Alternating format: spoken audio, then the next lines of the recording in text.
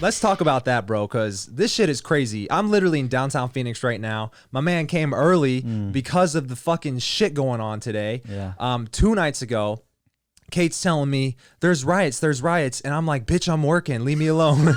and she's like, no, seriously, I'm watching it online right now. I'm like, you're watching the riots online and they're here, and literally 1 block away, they were live streaming the news channel from the helicopter. And I'm watching flashbangs getting thrown. I'm watching the parking garage get caught on fire because people are throwing Molotov fucking cocktails at the parking garage. And then the Chase Tower, it's this big skyscraper here with a ton of offices in there. They just break the fucking glass and the glass doors to get into the building. Why?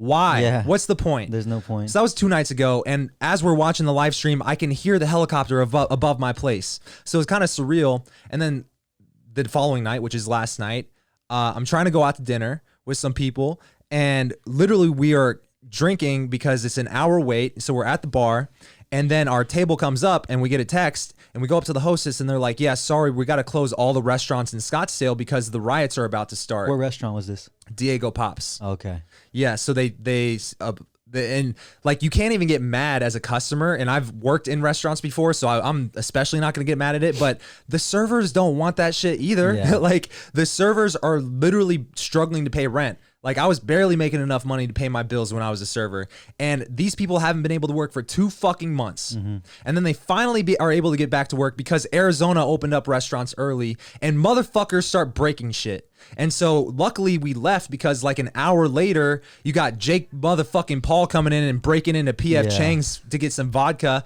And all these people are breaking into the Apple store, breaking in the mall. It's like, what the fuck did the Apple store do to deserve this? What the fuck did the people who own the small businesses do to deserve this? There's restaurants getting burned down. I saw a man on Twitter get jumped and likely killed. He was just laying there lifeless on the street, and it was live streamed to fucking Twitter, bro. Jesus, dude. Like, this is insane. Like, yeah, last night, dude. So I was with Bridger and Jennifer and his girlfriend and two other people, and we were at Bridger's girlfriend's place, waterfront, right by Fashion Square, where they were rioting. And so I got a call earlier that day saying, "Hey, be careful. We heard they're gonna riot Fashion Square," which is like literally right across the street from where I live personally. Literally. And then where we were at swimming and grilling and cooking up food for just a nice dinner and some jacuzzi time. They all of a sudden we just start hearing like helicopters, just like maybe like 5 or 6 helicopters just flying around, circling with their spotlights too. You can see the spotlights going down. And then what freaked me out the most was when you can hear him in the helicopter on the megaphone, "Please disperse. You will be arrested." I was like, oh my goodness, dude, this is crazy. And then all of a sudden, everyone from the apartment complex starts getting on their balconies while we're in the pool, like, what's going on? What's going on? And we start walking towards Olive and Ivy, which is right across from where they were riding. You just see this mob of people walking, like just so many people. And we were safe, thankfully, but yeah, afterwards, this morning when I was looking at what happened, they were throwing rocks and like stones into like Urban Outfitters. They broke culinary dropout windows, PF Chang's, right, with the Jake Paul thing. It's just like, is that really the solution is my question. Yeah. Because I know my answer, and I will say that's not the solution. There's no good that can come from breaking local businesses to try to like, I understand the frustration, but like, what is the point of that? It's just not going to do anything to promote what you actually want to promote. My personal belief is I think it's people protesting in nonviolent ways, and shout out to all those people who are, doing a demonstration where you're laying on the ground. That's fucking making noise. That actually makes an impact, right? But people walking through the streets, marching through the streets, just fucking shit up for no reason. It's pointless. Literally, when you said mob, I forgot this. I almost forgot this. So I'm driving. We end up going to dinner in Arcadia, which is where the riots were not. And then when me and Kate are driving back from Arcadia, this restaurant, we literally live in downtown where all the riots are at, like in the city. And so we're trying to get off on our exit, but all the exits are blocked off with cop cars because they don't want more people coming to riot, right? So we have to drive like 2 or 3 miles down the highway to go onto a random road, and we take back roads into downtown Phoenix to get to my place so I can go home and take my dog out to take a fucking shit, And so just to get into the road, which is crazy. We get into the city and we start coming into the city in some back road, and we end up seeing like this cloud of gas, and it ended up being tear gas. And we knew that because when we stopped the stoplight, because it turned red, we did not make the fucking light, and I was so pissed. Jeez. Because we stop right up front by the crosswalk of this stoplight, and talk about mob, the whole mob walks across the street, and we're parked right there. And motherfuckers, this fat fuck with a handkerchief, he is standing in front of my car on the crosswalk, and he's just chucking shit. I have no clue what he's chucking, but he's chucking them on the street at the cars behind me. So I look in the rearview mirror, and literally I got lucky to get in there because the cop blocked off traffic 4 cars behind me. Shit. Turned sideways on the road, and all these fucking people are walking through, and Kate started crying and shaking, and I'm just like, we're gonna get through this. And I'm just, in my head, I'm like, they're not here for me. No. So if I don't make a scene or cause a ruckus, then I'm good. I'm just gonna sit here and wait for this light to turn green. That was the longest fucking light ever, bro. Dude, so when we were driving back from Bridger's girlfriend's place, which is literally maybe a minute drive from there to my place, back to my place, we were at a stoplight as well, right between where everything was going on. And there was just so many people crossing the street illegally. Like, dude, I saw like 5 guys right in front of us. I was the very first car to turn left in this intersection. And there's these 5 guys just come in front of our car. They're all face masked up, hoodied up. You can't tell who they are. And there's oncoming traffic going this way. And then all of a sudden they just walk in front of it like nothing. Like they were ready to die, dude. And then the cars are like beeping, honking. I'm just like, Jesus Christ, dude, what are you guys doing? Yeah. And then the rumor is apparently, dude, tonight, and I don't think it's really gonna happen, but I got a text from like Caleb and Ryan of like, yo, they're saying that they're gonna burn down the Optima tonight. And that's where you live. That's where I live. So, well, yeah, that's where I live. So like basically that's like, whoa. Same with every other online entrepreneur. Yeah. And so I'm like, damn, that's crazy. And then I actually got a text about that from someone. They're like, yeah, well, good luck, because the Optima, besides the plants, is like 95% cement and metal. So how are you gonna burn it down? And I was like, that's super true. But yeah, dude. So we'll see. I think tonight will be fine. But like at the end of the day, dude, why would, like, I get the frustration, but damaging local businesses and throwing shit at cars and local people for like, it just, there's no point, dude. And I just don't support that at all. Yeah. I don't support that at all. Yeah. Like, but I wonder how much of this is stemmed from all the other shit going on right now. Because if you think about the mental state of a lot of these people fucking rioting, they're probably struggling because of the quarantine, the shutdown.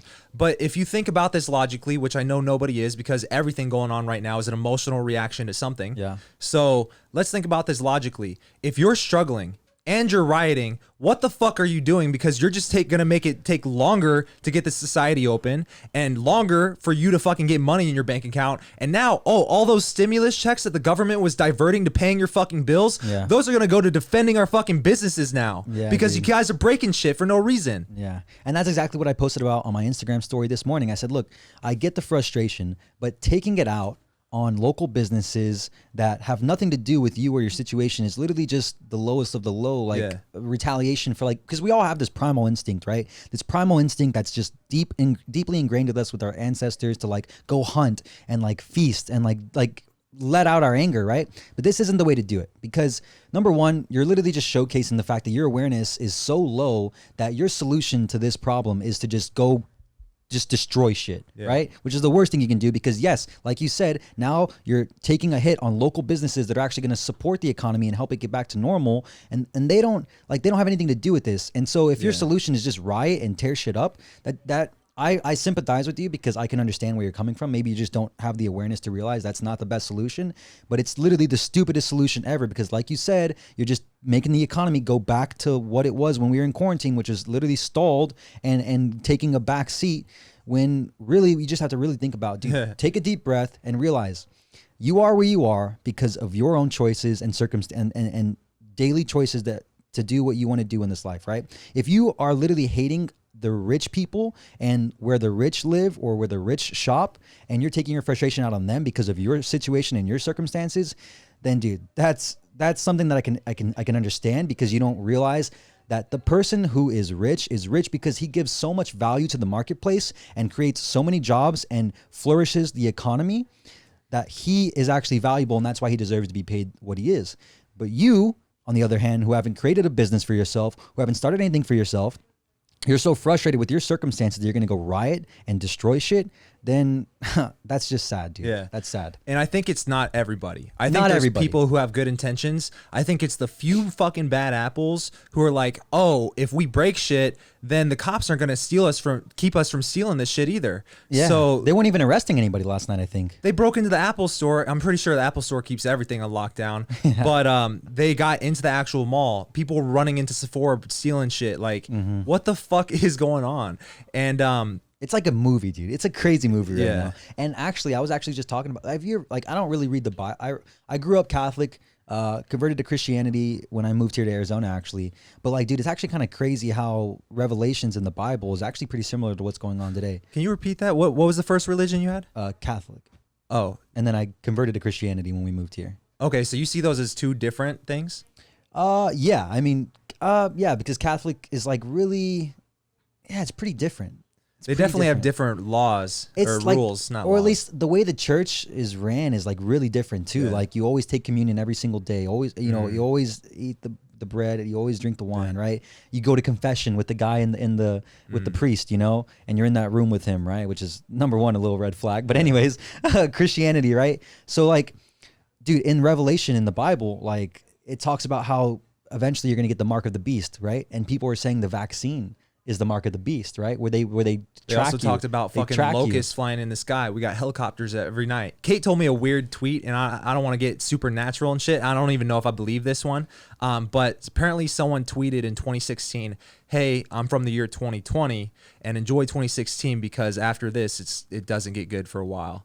And like the fucking, if that's a real tweet and it's really from 2016, what fucking prophecy, bro? Like, yeah.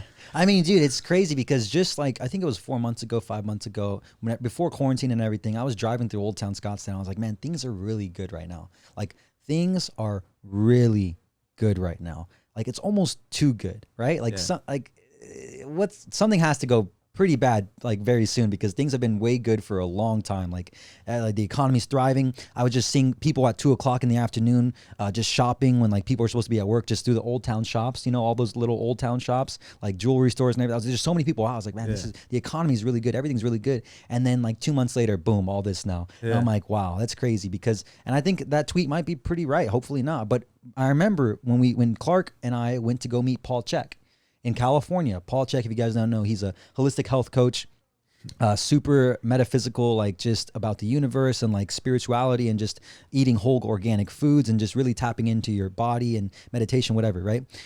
And Clark asked him, he goes, so what do you think has to happen for people to wake up and realize that like what we're doing to the earth and these unnatural food practices with processed, you know, like huge operations for farming, what has to happen for people to realize that they're damaging their bodies and the world? And he said, he took a long, hard, like silence, and he's just like, I hate to say it, but I think something bad, something terrible has to happen for people to wake up and realize.